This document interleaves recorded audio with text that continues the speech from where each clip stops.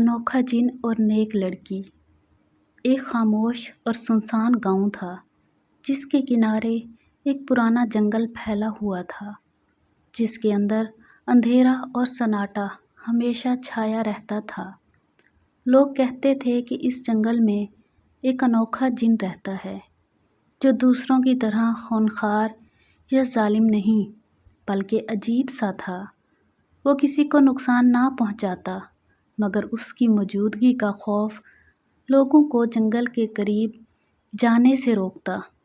گاؤں کی ایک نیک اور سادہ لڑکی تھی جس کا نام ہاجرہ تھا۔ وہ بچپن ہی سے دوسروں کی مدد کرنے والی، نرم دل اور خوف خدا رکھنے والی لڑکی تھی۔ لوگ اس کی نیک طبیعت کی مثال دیتے تھے۔ ایک دن ہاجرہ کی ماں سخت بیمار پڑ گئی اور حکیم نے کہا کہ اس بیماری کا علاج صرف جنگل کے بیچوں بیچ اگنے والی ایک نایاب جڑی بوٹی سے ممکن ہے۔ پورے گاؤں کے لوگ ڈر کے مارے وہاں جانے سے کترانے لگے، مگر ہاجرہ اپنی ماں کی جان بچانے کے لیے تنہا جنگل کی طرف نکل پڑی۔ درختوں کے سائے لمبے ہوتے جا رہے تھے، پرندے اچانک خاموش ہو گئے اور فضا میں ایک پراسرار سناٹا پھیل گیا۔ وہ جوں جوں آگے بڑھتی گئی، عجیب سی سرگوشیاں سنائی دینے لگیں، جیسے کوئی اس کے قریب چل رہا ہو۔ اچانک اس کے سامنے دھوئیں سے بھری ایک بلند قامت شبیہ ابھری۔ وہ انوکھا جن تھا۔ اس کی آنکھوں میں چمک تھی، مگر چہرے پر غصہ نہیں بلکہ حیرت تھی۔ اس نے کہا، انسان کی بیٹی، تمہیں معلوم ہے یہ جگہ کتنی خطرناک ہے؟ لوگ یہاں آنے سے کانپتے ہیں اور تم اکیلی چلی آئیں۔ ہاجرہ نے لرزتی ہوئی آواز میں کہا، میں اپنی ماں کی جان بچانے آئی ہوں۔ میرا مقصد برا نہیں، صرف دوا چاہیے۔ جن نے پہلی بار کسی انسان کو دیکھا تھا جو اس سے بھاگنے کی بجائے اس کی آنکھوں میں دیکھ کر سچ بول رہا تھا۔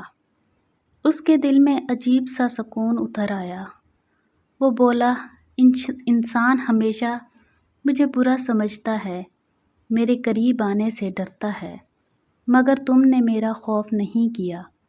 تمہاری ماں کے لیے میں تمہیں وہ جڑی بوٹی لا دیتا ہوں۔ اس نے دھوئیں کی لپیٹ میں ہاتھ ہلایا اور چند لمحوں بعد ایک سبز جڑی بوٹی ہاجرہ کے ہاتھ میں تھی۔ ہاجرہ نے دعا کے انداز میں ہاتھ اٹھائے اور کہا، اللہ تمہیں بھلائی دے، تم واقعی انوکھے ہو۔ تم دوسروں کی طرح برے نہیں ہو۔ جن کے دل میں پہلی بار ایک نرم احساس نے جنم لیا۔ وہ اکثر رات کے اندھیرے میں گاؤں کے کنارے بیٹھ کر ہاجرہ کو دیکھنے لگا، جو دوسروں کی مدد کرتی، یتیموں کو کھانا کھلاتی اور غریبوں کے کپڑے سی کر دیتی۔ جن کے دل میں خیال آیا کہ شاید انسان سب برے نہیں ہوتے اور کچھ انسان نیک بھی ہوتے ہیں جو جنوں سے زیادہ اچھے ہیں۔ رفتہ رفتہ ہاجرہ اور اس جن کے درمیان ایک عجیب سا تعلق قائم ہو گیا۔ وہ کبھی سامنے آ کر بات نہ کرتا، مگر چھپ کر اس کی مدد کرتا۔ اگر کہیں پانی ختم ہو جاتا تو بادل لا کر برسا دیتا۔ اگر کوئی غریب بھوکا ہوتا تو اس کے دروازے پر کھانے کا سامان رکھ دیتا۔ اگر کسی مسافر کو جنگل میں راستہ بھول جاتا تو ہوا کے جھونکے سے اسے صحیح سمت میں لے جاتا۔ گاؤں کے لوگ حیران تھے کہ اچانک ان کی مشکلات کم کیوں ہونے لگیں، مگر ہاجرہ دل ہی دل میں جانتی تھی کہ یہ سب اس انوکھے جن کی مدد ہے۔ ایک رات ہاجرہ کی شادی کا پیغام آیا۔ لڑکا نیک سیرت اور اچھے خاندان کا تھا۔ سب خوش تھے، مگر جن کے دل میں عجیب سا طوفان برپا ہوا۔ اسے لگا جیسے وہ کسی قیمتی شے کو کھو رہا ہے۔ اس نے پہلی بار اپنی تنہائی کو محسوس کیا۔ وہ جنگل کے سائے میں بیٹھا رہا، آنکھوں سے آگ کی چمک کم ہو کر اداسی میں بدل گئی۔ شادی کی رات ہاجرہ دعا کر رہی تھی کہ اللہ اس جن کو بھی سکون دے جو ہمیشہ دوسروں کے لیے آسانیاں پیدا کرتا رہا۔ اسی لمحے ایک تیز روشنی آسمان سے اتری، جن کے وجود سے دھواں الگ ہوا اور ایک نورانی شکل نے کہا، اے جن، تم نے ایک نیک لڑکی کے ذریعے انسانیت کا سچا سبق سیکھ لیا ہے۔ اللہ نے تمہیں آزمایا تھا اور تم کامیاب ہو گئے۔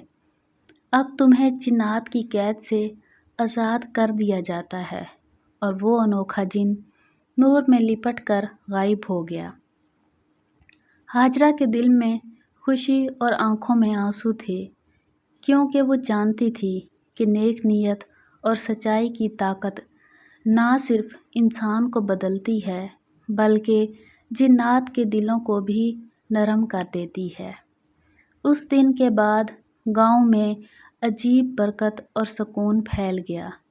لوگ کہتے ہیں کہ وہ انوکھا جن اب بھی کہیں نہ کہیں موجود ہے، مگر وہ بدرو نہیں رہا بلکہ نیک دعاؤں کی صورت میں ایک روشنی بن گیا ہے، جو ہاجرہ جیسی نیک دلوں کے ساتھ ہمیشہ رہتا ہے۔ یہ کہانی ہمیں یہ سکھاتی ہے کہ نیک نیت، سچائی اور دوسروں کی خدمت انسان کو وہ مقام دے دیتی ہے جو طاقت اور دولت کبھی نہیں دے سکتی۔ اور بعض اوقات ایک انوکھا جن بھی ایک نیک لڑکے کے سامنے عاجزی اختیار کر لیتا ہے۔ Please like, share and subscribe my channel.